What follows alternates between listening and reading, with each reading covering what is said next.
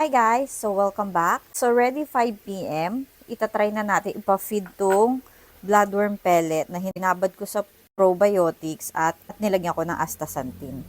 Try na nating pakain kay Twilight at kay Sunset if magugustuhan nila tong pellet na to. As you can see, alam na nila, feeding time na nila. Everyday 5 p.m. isa sa mga time na feeding time na nila. Try natin to.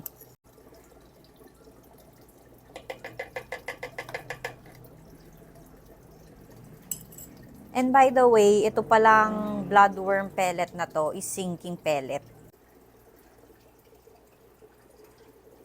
Kinain naman siya ni Sunset. Ayan.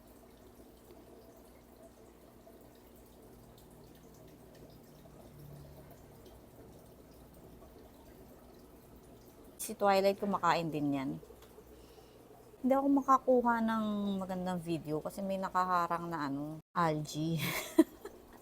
Kailangan ko na ata talagang script yan. Hala, ubos na nila agad. Dito tayo sa kabilang side. May natira pang isang piraso.